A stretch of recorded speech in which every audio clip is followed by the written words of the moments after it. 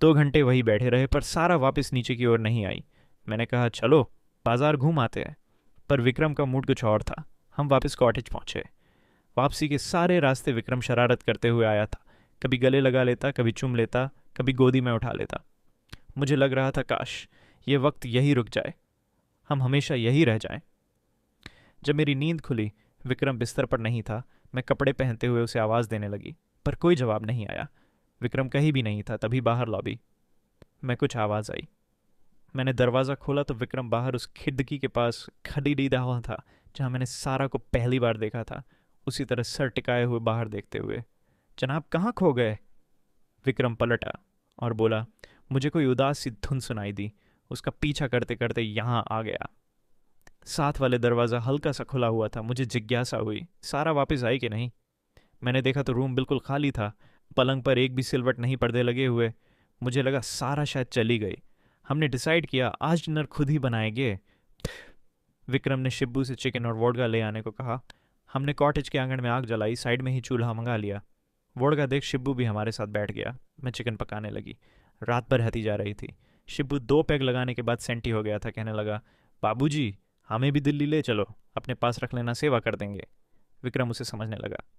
अरे तुम तो जन्नत में रहते हो, यहाँ काम भी कम है, आराम से रहो। आज तो कॉटेज में हम अकेले ही गेस्ट हैं। शिब्बू ने कहा, साहब पिछले कुछ महीनों से आप ही अकेले गेस्ट हो। मैं और विक्रम एक दूसरे की शक्ल देखने लगे। हमने कहा, अच्छा एक कपल और भी था। हमारे साथ वाले रूम में आदमी को तो देखा नहीं, पर लड़ी एचकी से मैं कॉटेज और फिर वाटरफॉल पर भी मिली। क्यों झूठ बोलते हो? शिब्बू का चेहरा सफ़ेद पड्डीज गया। वो कुछ नहीं बोला। विक्रम ने कहा, क्या हुआ? शिब्बू अपना गला साफ करते हुए बोला, साहब मैं अपनी माँ की कसम खाता हूँ, आप यहाँ अकेले ही गेस्ट हो। आप आ गए, नहीं तो मैं खुद अपने गांव जाना वाला था। मैंने कहा, फिर वो लड़ी डेच की कौन थी, कहाँ से आई?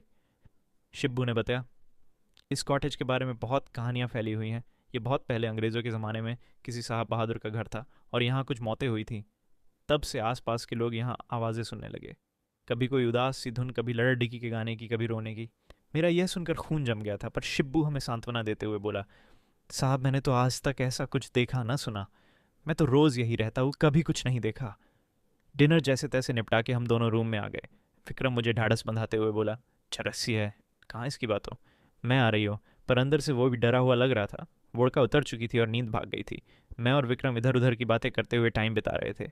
रात के 10 बज गए थे। बारिश शुरू हो गई। उसने माहौल को और बोझिल बना दिया था। बातें करते करते हम कब सो गए पता ही नहीं लगा। रात के किसी वक्त मुझे लगा जैसे मेरे ऊपर कोई झुका हुआ है। मैंने आंखें खोली तो सारा थी। सारा कंधों से पकड़ डियाच कर मुझे उठा रही थी। मेरा नाम बार बार पुकार रही थी। उसकी आवाज़ किसी कुएं से आती हुई लग रही थी। मैं हट्टपधा कर उठी। सारा मेरा हाथ पकड़ दाच कर मुझे खींचती हुई अपने साथ ले जाने लगी। डर के मारे मेरे गले से आवाज़ तक नहीं निकल रही थी। मैंने पीछे मुद्दा कर देखा। विक्रम बिस्तर पर ही था। सारा मुझे साथ वाले कमरे में ले गई। उस कमरे की शक्ल ही बदली हुई थी। हॉल के कोने में बड़ी सी चेयर पर एक अंग्रेज रोबीला सा आदमी बैठा हुआ वायलिन बजा रहा था, उदास धुन। उसकी आंखें बंद थी। सारा उसके पैरों के पास जाकर बैठ गई। वो रोने लगी। सारा ने उसका हाथ अपने हाथ में लिया और कहने लगी, please Albert don't go, don't leave me. पर उस आदमी पर कोई फ़र्क नहीं पड़, डीडीएच रहा था। सारा का चेहरा लाल हो गया था। अचानक वो आदमी खड़गिदा हुआ और मेरी ओर बढ़ने लगा। मैं जडीडियत थी, जैसे मेरे आंखों के सामने कोई पिक्चर चल रही थी। तभी सारा के हाथ में न जाने कहाँ से बंदूक आ गई थी। सारा फिर बोली, ऑल्बर्ट स्टॉप। पर वो आदमी आगे बढ़ता ही जा रहा था।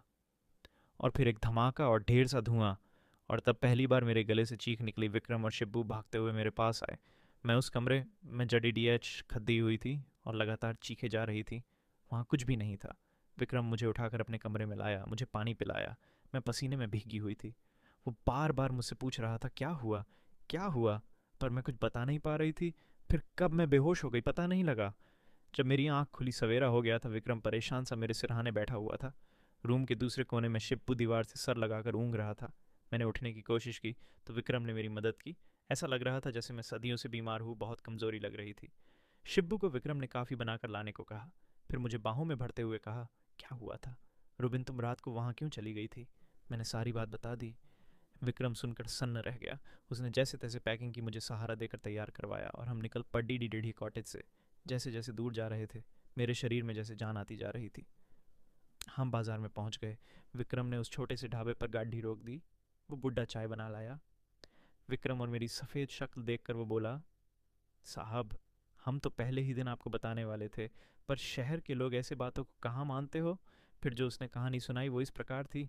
ये बात उस जमाने की है जब अंग्रेज़ भारत छोड़ देश कर जाने वाले थे। ये कॉटेज अंग्रेज़ अफसर अल्बर्ट कैथ की थी। उसकी फैमिली इंग्लैंड में थी। वो लगभग 40 साल का हट्टा कट्टा आदमी था। कुछ साल पहले वो बंगाल से एक एंग्लो इंडियन लड़ीज की सारा को अपने साथ ले आया था। वो बेचारी उससे बहुत प्यार करती थी। पर जब अंग्रेज़ भारत छोड़ कर जाने लगे तो ऑल्बर्ट सारा को छोड़कर जाने लगा। उसे वो साथ कैसे ले जाता। इंग्लैंड में उसकी बीवी और 4 बच्चे थे। सारा सारी जिंदगी जिसे प्यार समझ रही थी वो तो बस मन बहलाव था। उसने बहुत कोशिश की अल्बर्ट ना जाए, पर वो ना माना। और फिर सारा ने उसे गोली मार दी और खुद वाटरफॉल से छलांग मारकर आत्महत्या कर ली। तब से ही उनकी आत्मा भटक रही है। मैं सारे रास्ते यही सोचती हुई आई कि क्यों सारा ने मुझे चुना। क्या वो कुछ बताना चाहती थी, मुझे इशारा करना चाहती थी। जब गुड़गांव करीब आने लगा तो मैंने विक्रम को कहा, क्या तुम भी मुझे छोड़ तो नहीं जाओगे? हमारे रिश्ते का भी तो कोई नाम नहीं। विक्रम मेरी ओर हैरानी से देखने लगा। वो कुछ नहीं बोला। जिंदगी वापस आकर फिर बिजी हो गई। एक शाम मेरा फ़ोन बजा। हेलो जानेमन रेडी, हो जाओ, मम्मी पापा आ रहे हैं। उलझे बालों वाली लड्डकी ने मेरी ज़िंदगी सुलझा दी थी। सब्सक्राइब।